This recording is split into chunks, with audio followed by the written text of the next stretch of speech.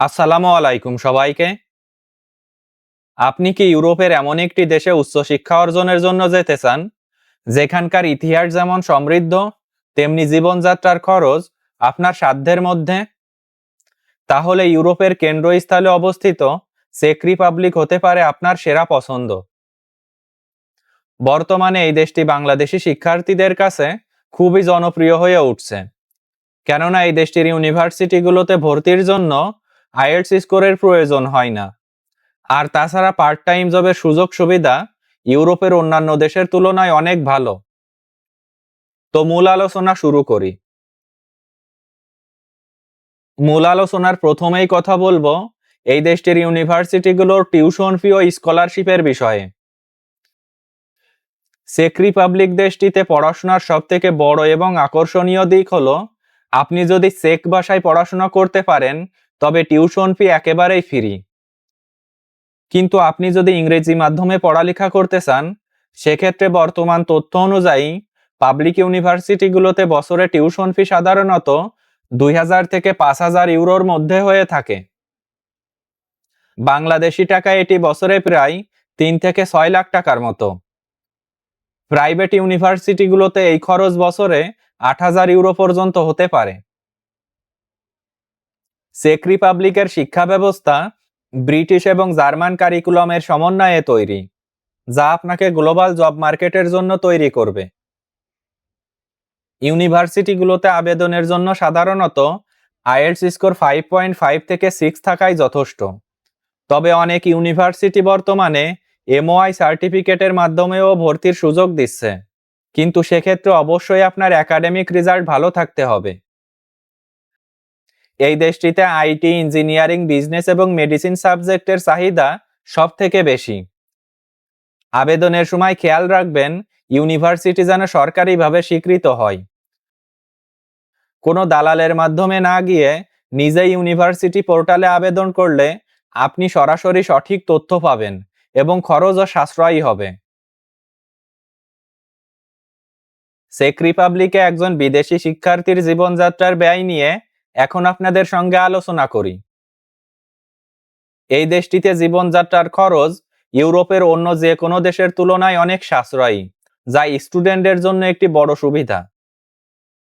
বর্তমান তথ্য অনুযায়ী চেক রিপাবলিকে একজন বিদেশি শিক্ষার্থীর প্রতি মাসে ব্যয় হতে পারে শহরভেদে 400 থেকে 600 ইউরো। রাজধানী প্রাগে খরচ সব থেকে বেশি, সেখানে কেবল রুম ভাড়ার জন্যই 300 থেকে 400 ইউরো লেগে যেতে পারে।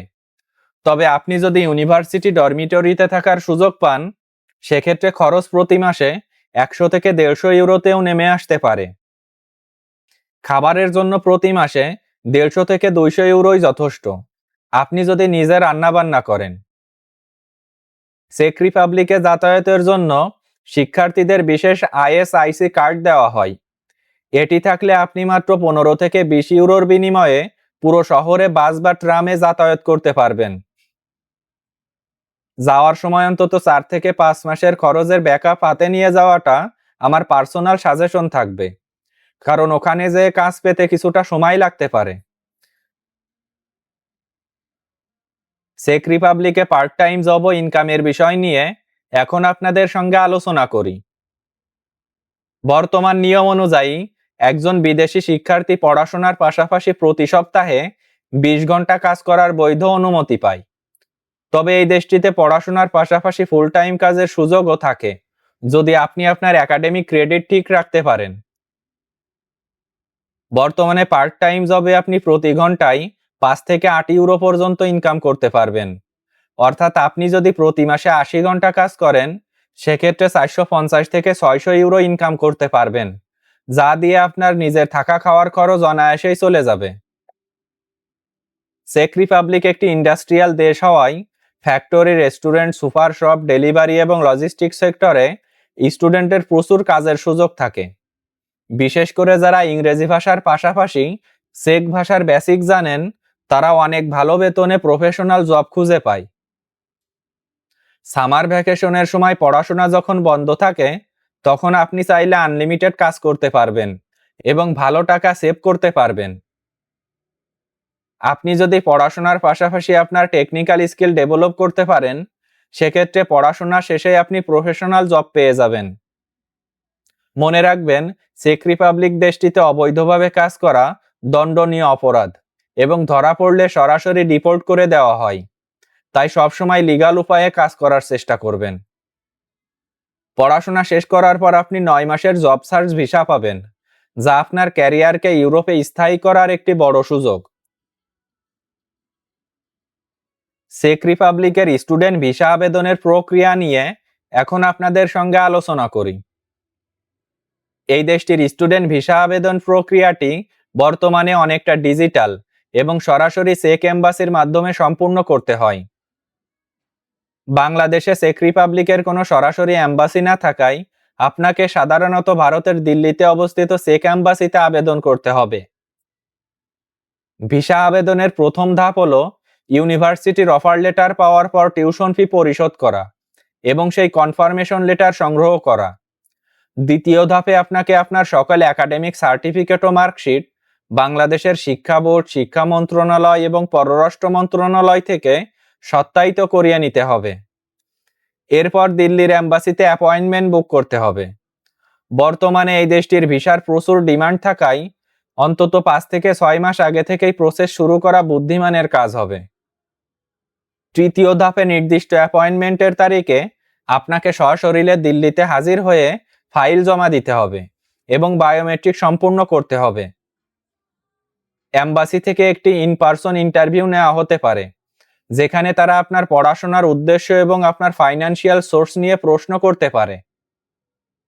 সাধারণত পাসপোর্ট জমা দেওয়ার পর 60 থেকে 90 দিন সময় লাগতে পারে ভিসার চূড়ান্ত সিদ্ধান্ত আসতে। চেক রিপাবলিকের স্টুডেন্ট ভিসাকে বলা হয় long term visa for the purpose of studies, যা আপনার থাকার অনুমতি বা রেসিডেন্স পারমিট হিসেবে কাজ করবে। এটি দিয়ে আপনি পুরো সেনজেনভুক্ত দেশে বিনা ভিসায় ভ্রমণ করতে পারবেন। ভিসা আবেদনের জন্য প্রয়োজনীয় ডকুমেন্টস নিয়ে এখন আপনাদের সঙ্গে আলোচনা করি। চেক রিপাবলিকের স্টুডেন্ট ভিসা আবেদনের জন্য আপনার ডকুমেন্টস ফাইলটি হতে হবে 100% নির্ভুল, কারণ চেক ইমিগ্রেশন প্রতিটি পেপার খুব নিখুঁতভাবে চেক করে। ডকুমেন্ট চেক লিস্টে সবার আগে থাকতে হবে সঠিকভাবে পূরণকৃত একটি ভিসা আবেদন ফর্ম। দ্বিতীয়ত আপনার অরিজিনাল পাসপোর্ট, যার মেয়াদ অন্তত 1 বছর থাকতে হবে এবং বর্তমান পাসপোর্টের সঙ্গে সঙ্গে আপনার পুরাতন কোনো পাসপোর্ট থাকলে সেইটাও ভিসা আবেদনের সময় প্রয়োজন হবে। তৃতীয় গুরুত্বপূর্ণ ডকুমেন্টস হলো ইউনিভার্সিটি থেকে প্রাপ্ত অফিসিয়াল অ্যাডমিশন লেটার। চতুর্থ গুরুত্বপূর্ণ ডকুমেন্টস হলো নিজস্ব ব্যাংক স্টেটমেন্ট ও সলভেন্সি সার্টিফিকেট, যা অন্তত 10 থেকে 12 লাখ টাকার ব্যালেন্স নিশ্চিত করে এবং সাথে আপনার ইন্টারন্যাশনাল ডেবিট কার্ডের কপি। পঞ্চমত প্রয়োজন হবে আপনার সকল একাডেমিক সার্টিফিকেট ও মার্কশিট, যা অবশ্যই বোর্ড এবং পররাষ্ট্র মন্ত্রণালয় থেকে সত্যায়িত হতে হবে। এর সঙ্গে সঙ্গে প্রয়োজন হবে লেটেস্ট পুলিশ ক্লিয়ারেন্স সার্টিফিকেট, যা অবশ্যই কিউআর কোড যুক্ত হতে হবে এবং এটিও পররাষ্ট্র মন্ত্রণালয় থেকে সত্যায়িত হতে হবে। প্রয়োজন হবে আপনার একটি এসওপি বা স্টেটমেন্ট অফ পারপোজ, যা হতে হবে খুবই প্রফেশনাল। এছাড়া আপনার অ্যাকোমোডেশন পেপার প্রয়োজন হবে, অর্থাৎ আপনি এই দেশটিতে যে প্রথম কয়েকদিন কোথায় থাকবেন তার নিশ্চয়তাপত্র। 9 নম্বরে প্রয়োজন হবে আপনার বার্থ সার্টিফিকেট, যা অবশ্যই ইংরেজি অনুবাদ হতে হবে এবং সত্যায়িত হতে হবে। সর্বশেষ প্রয়োজন হবে আপনার আইএলটিএস সার্টিফিকেট, যদি ইউনিভার্সিটি অথরিটি আপনার কাছে চেয়ে থাকে। মনে রাখবেন, প্রতিটি ডকুমেন্টসের অরিজিনাল কপির পাশাপাশি অন্তত 3 সেট ফটোকপি ভিসা আবেদনের সময় সঙ্গে রাখা বুদ্ধিমানের কাজ। আপনার ফাইলটি আপনার পরিচয়, তাই এটি যত গোছানো হবে ভিসা পাওয়ার সম্ভাবনা ততই বেশি থাকবে। তো আজকের ভিডিওটি এ পর্যন্তই শেষ করছি। আমার ভিডিও যদি ভালো লাগে তাহলে পরবর্তী ভিডিওর জন্য চ্যানেলটি সাবস্ক্রাইব করে রাখতে পারেন। ধন্যবাদ সবাইকে।